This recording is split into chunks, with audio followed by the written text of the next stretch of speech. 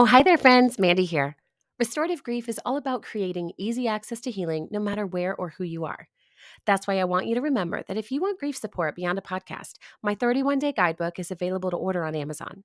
Embracing our losses without losing ourselves is a reflective journey into the holistic needs of grievers and learning to support yourself, mind, heart, body, and spirit.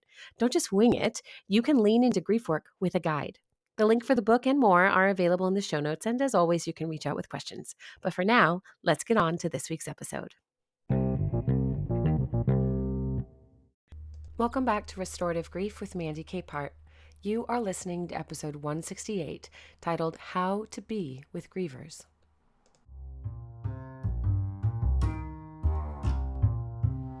Being a helpful grief supporter is not for the timid, but often even the courageous wonder how to support others well. We fear causing more harm by saying the wrong thing or forgetting something important to them. So this week, we're going to review how to talk with someone who is grieving. Sounds simple enough, right? But the idea itself is equal parts simple and far more complex than we realize. When I start to think about griefy moments and how to speak up on behalf of someone else, I am taken first to the idea of the window of tolerance. For those of you who are familiar with my work or the window of tolerance itself, you know the principle of this window of tolerance is crucial for self-awareness and growth. And we've talked about the autonomic nervous system before, but let's quickly recap.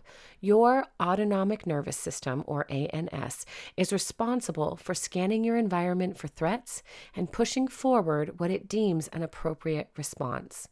The wider open your window, the greater tolerance and support you have internally for any threat, demanding, or stressful situation. In times when life feels steady, our windows fluctuate open and closed on a regular basis. The dysregulation of fight or flight mode, a narrower window, occurs when a threat is perceived. In that instance, our window narrows and our bodies scan for safety, quickly choosing the best way to get into perceived safety. Whether that is a fight, flight, fawn, or some other safety response, our body will often perceive a threat where none exists. Thank you so much to trauma and early relationship training. So as we grieve, our windows are often narrower on a regular basis. That, quote, wide open state of connection doesn't feel as accessible, which also means there might be more perceived threats to our wellness and more opportunities for us to walk away and shut down conversations that don't feel like safety, security, or belonging. So with all that context in mind, thank you for sticking with me, let's dive in to what you can say to a person who is grieving. What can we offer to the person in pain, the person in need of a reminder of their safety, security, and belonging? Nothing. Our role is not to be the encourager who offers a scripture or a pithy quote. Our role is not to be the comforter who explains the purpose of their pain.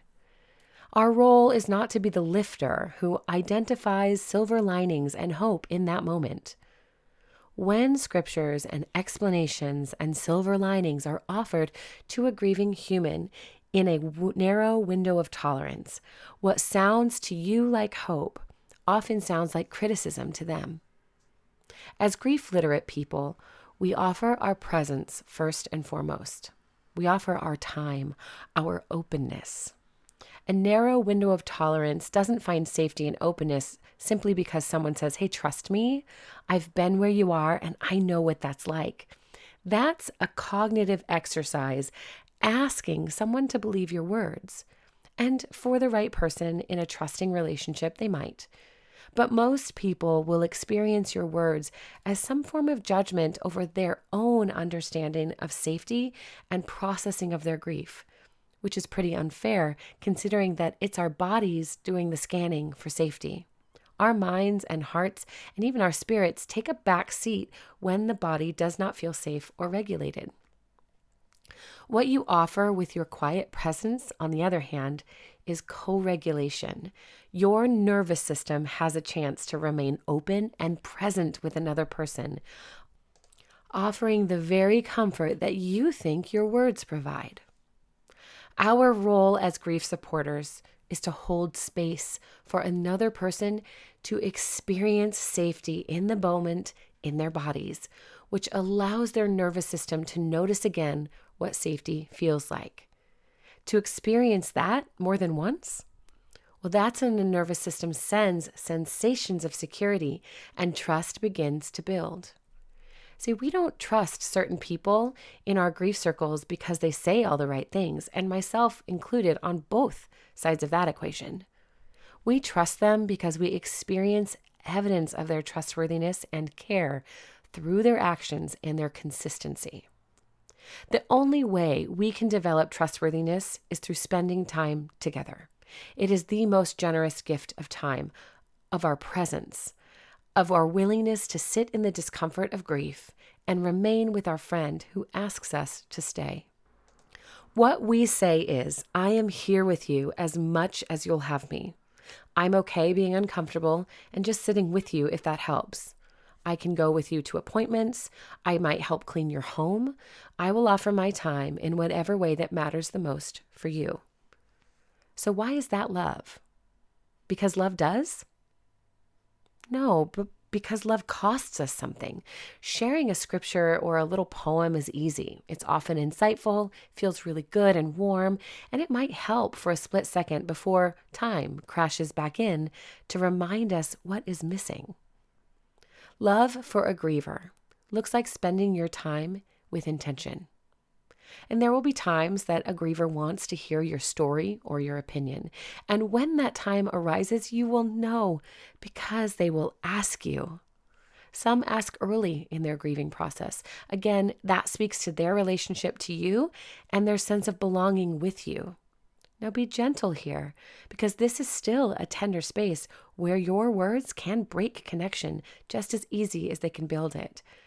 But when you move toward a griever with an open heart, willing to learn from them and their experience, instead of talking at or lecturing them in their grief, you will experience that same love that you want to offer in return.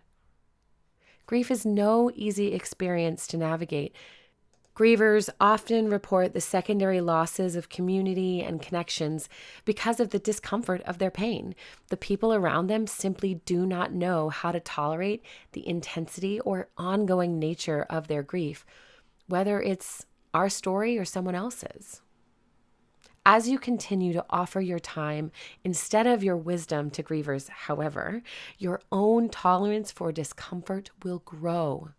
Instead of platitudes to decrease the tension, you will learn to acknowledge the tension in the room with compassionate, curious, open arms. Your loved ones in grief will see your willingness to stay in the pain with them as a soothing presence, with or without words of encouragement or triangulation, something common besides the grief that brings you together so you can be with one another but have a distraction. When you realize it's been months of sitting with and grieving with that person, and still they remain open to you, regardless of how much progress, quote unquote, that they seem to be making, you will find yourself grateful and them grateful for your willingness to remain. I will also say this, you may find yourself equally frustrated at the timing and duration of their losses. And that's a flag for you. That is your own nervous system struggling to remain regulated and open. And that's okay. But make space for yourself to rest and recover from the intensity of being a grief supporter. If anyone would understand that you also need rest, it's the person that's grieving. This is another strong reason why when it comes to grief support, we offer clearly what we can and what we cannot provide. We do not teach the person to rely on our words and wisdom to heal, but to experience their own story and uncover the wisdom for what they need within it. For when we grow weary and we need a break, we do not want our grievers to suddenly feel unsupported either. Healthy boundaries, which we've talked about plenty here, are crucial for managing the overwhelm of the tasks, emotions, fatigue, and demands of grieving. Verbalizing our boundaries as supporters is an act of love and generosity, not of withholding. It is necessary to let your griever know what you can and cannot bring to their experience. I think of the relief pitcher in baseball, so forgive me if you're not a sports person. I am. They're always on deck, remaining warm and ready for the moment the in-game pitcher needs a break. As a griever, let your person know when you need them to step in for pivotal moments in life. Offering practical care tasks as a way to support you is a return generosity. You are sending a clear message that you don't need their wisdom or words as often as you need their time. Whether that time is spent sat next to you on the couch or singing pop songs while they scrub your floor, it doesn't matter. Our time is what we offer, not our words, not our insights, not our favorite books, not until they're asked for. Our nervous systems are looking for attunement, someone to hear and see and know and love them and remain with them in those moments of stress or fear. And the more we can offer safety and attunement to ourselves and meet our own needs, the more acutely we will offer unspoken safety, security, and space for belonging to grievers as well.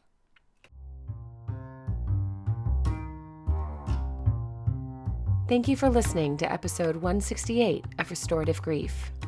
This is one of my most commonly asked questions as a grief educator. How can I be with people who are grieving? It's too scary or uncomfortable. I don't want to hurt them, but I do not know what to say. So learning that our words are not the most powerful gift we can offer is a lifelong lesson for some. I am wary and mindful of myself in this work for that very reason. As a writer, it would be easy to believe that my written or spoken word is the best I can do. But without attunement and presence, my words are like a clanging gong.